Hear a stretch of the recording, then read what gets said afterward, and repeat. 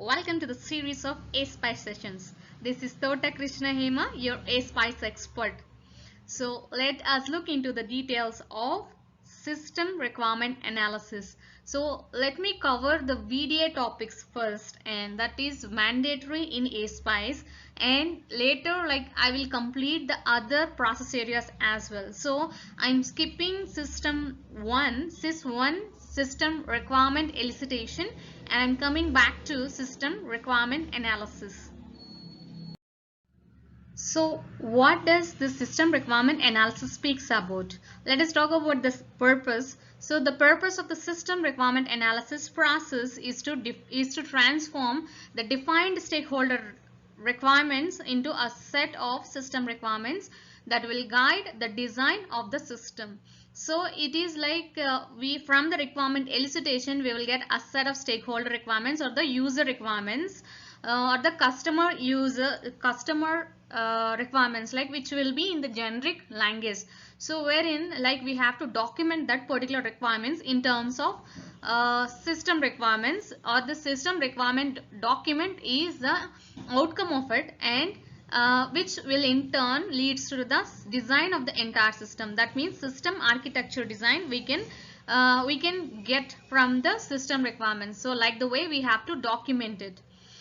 So let us look into the steps of it. A defined set of system requirements is established. System requirements are categorized and analyzed for correctiveness and verifiability. The impact of system requirements on the operating environment is analyzed. Prioritization for implementing the system requirements is defined. The system requirements are updated as necessary or as needed. Consistency and directional traceability are established between stakeholder requirements and system requirements. The system requirements are evaluated for cost, schedule, and technical impact, and the system requirements are agreed and communicated to all affected parties. Why I have skipped all other things is we can discuss it here in terms of best practices. So BP1 talks about specified system requirements. So it is system requirements is entirely about the stakeholder requirements. Like we will get this user requirements in terms of stories. Like user will tell you yeah, if I open this one, then it should appear, and if I click on something, then it should appear, or else if I press this button, the window should open, or if I press this particular button or any other thing, this should get open, all the functionality or all the other like mechanical and even electrical or everything I'll get into the picture in terms of system means as a whole. So we will get the user requirements. Yeah, my product should look like this. So the appearance of it, the color of it, and the functionality of it in terms of mechanical functionality, in terms of software functionality, everything we will get. So we have to document it, all the user language things into the functional and non-functional requirements. What is functional and what is non-functional requirement? Is a functional requirement is something like okay, if I say about my product should look on a black color and with yellow color wires, okay, and that is non-functional requirement. So if I connect this particular wire to my black color system, so my system should get connected to the should get connected to the other machine, the data should get transferred. So that is a functionality. Okay, so we have to define functional and non-functional requirements separately and in system requirement specification. BP2 best practice 2 talks about structure system requirements. So we have to group, sort, categorize, and prioritize the stakeholder requirements. So first of all, we have to group it in terms of relevance clusters. So we have to bucketize it, and we have to sort it in terms of logical order, and we have to categorize it in terms of relevant criteria. We have to think So this for this project, so what is the relevance, like this particular requirement is linked with any other requirements, so that kind of relevant criteria we have to see, and we have to prioritize according to the stakeholder needs. Okay, BP3 talks about analyze system requirements. How will you analyze system requirements? Is like analyze the system requirements including their interdependencies to ensure correctness, technical feasibility and verifiability, and to support risk identification. Analyze the impact on cost, schedule and the technical impact. So analyze the specified requirement, system requirement is like there is interdependencies in between the requirements itself, like we have to ensure that, like to ensure the correctness. So if one requirement is saying one thing, so the other requirement is saying a different thing, we can't construct a system, right? We can construct a feature, or so this thing we have to see, like in one requirement, if I say my product should look white color, okay, if I in another requirement my black colored product if I write, then it will conflict. So we have to look into the each and every requirement, and we have to see the interdependencies. So interdependencies may be the functional wise interdependencies, and the technical feasibility and verifiability, like whether this particular requirement is technically feasible in this product. So it's like for example, if the Bluetooth connectivity is enabled in this product, so what about the technical feasibility of this particular product? So will it have will it be able to receive the Bluetooth signals, or will it be able to connect it to the other device? So this all we have to see with respect to the verifiability, and also we have to support the risk identification. So what will be the risk identified with this particular? So in these terms, like even if this is a spice training also, like risk is very important thing, like in terms of ISO standards as well, and even the safety related activities as well. So we have a completely different topic called hazard analysis and risk analysis, and to identify the SD levels of it. So wherein like we have to support risk identification, means each and every requirement will have an associated risk, okay. So if the project manager of the project is very well developed, so that's when like the risks are properly identified. Analyze the impact of cost and schedule and the technical impact. So we have to analyze the cost of the product and the cost of the what time, by what time it will get finished. So what is the time required to implement it, with how many resources you want, and the technical impact of it, like if I release or if I do, if I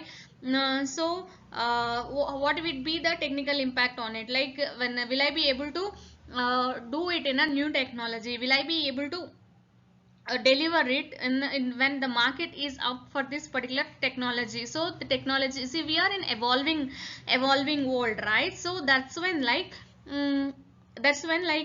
today one technology will be there, but tomorrow the more advanced technology will come into the picture. So this is how like we have to see each and every in every aspect of the requirement. So this requirement is valid or not, this requirement have a verifiability, correctness, feasibility, risk identification, capacity of that particular requirement. So everything we have to look into that. That means the entire analysis should be there for that. And for BP4 talks about analyze the impact of operating environment. So we spoke about interdependencies, right? Interdependencies in between the requirements in BP3, wherein BP4 talks about the operating environment. So this operating environment may be your lab, your means like the wherever you are testing it, so in hardware, or else like even on road also. So these all things will come into the picture for operating environment. Analyze the impact of system requirements. So see, it's the operating environment may involve in terms of physical things, or the temperature, or see with this much pressure if I apply on the product, so how it will behave. So if this at this particular temperature, how it will how it will operate. So if I operate for these many hours continuously, so how the product will be reacting. So based on all these things, like we have to analyze the impact on the operating environment. BP5 talks about develop verification criteria. This verification criteria is very important for the testing and review process of the product.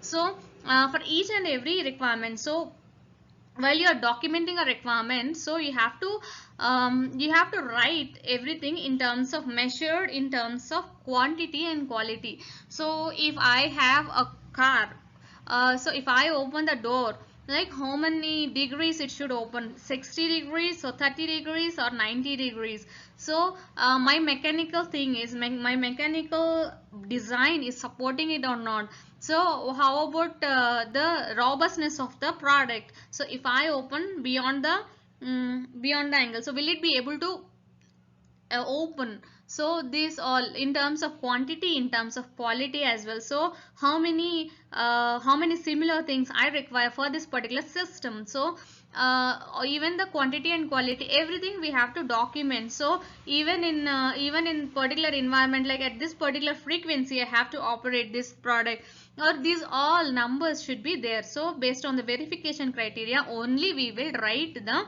test cases. So verification criteria is very important for the software. Each and every system requirement should associate with the verification criteria. PP6 talks about establish bidirectional traceability. Establishing bidirectional traceability between stakeholder requirements and the system requirements. So it ensures the coverage, it ensures the consistency and the impact analysis. So every time I say, like, bidirectional traceability, we have to ensure the stakeholder requirements or the user requirements. So it will be there in the non-technical terminology, right? So our system requirements will be in technical terminology or the technical terminology. So we have to map the stakeholder requirements into the system requirements as well. So beyond this process area, like if this particular system requirement should have the system or the system qualification testing as well, should have a traceability to system qualification testing as well, and should have a traceability to system architecture design, and should have a traceability to software requirement analysis as well. So these all the bidirectional traceability we have to ensure on this product. BP7 talks about ensure consistency. As I always say, like, ensure consistency is through establishing bidirectional traceability and through establishing reviews or through demonstrating by the reviews. So at each and every phase, the product should get reviews. So reviews are very similar to the testing, but review we can carry out at any any time, like, each and every document should get reviewed. Each and every phase of the product, it undergoes multiple reviews. So when the product undergoes multiple reviews or the multiple gates, so the product, we can ensure that it is consistent enough. Like the people who involves in the review activities, like, are the domain experts, are the subject matter experts. So if one particular person is not able to identify an issue, the other person may identify that issue. So if it undergoes multiple reviews, like before releasing it to the market itself, like, we will identify. So that we should have a proper review process in place, and we should have a bidirectional traceability established. And BP8 talks about communicate agreed system requirements. So what about the communication? Communication is like we have to communicate to the customer as well, and we have to communicate to the involved people who are involved into the inside the project development as well. So we have to communicate in terms of, like, we have to set up a common configuration management tool, wherein, like, we have to check in these particular document, and we have to provide access to the stakeholders, including customer, to the particular configuration management folder where this particular system requirement specification document is available. So what are the output work products? So output work products is like we have a system requirement specification. So if you look here, like 1 to 5, so outcome is outcome 1 5, and the change control record. So if there is any changes in the system requirement specification or any changes in the requirements, then we will have change control record, and we will have interface requirement specification. So interface requirement specification is like how the interfaces are defined. So we have a separate document called interface requirement specification. So sometimes, most of the times, like it will be it all to be one: system requirement specification, interface requirement specification. Also the same thing, it will be available in one tool like IBM Doors and these kind of things. And change control record, how many change requests came.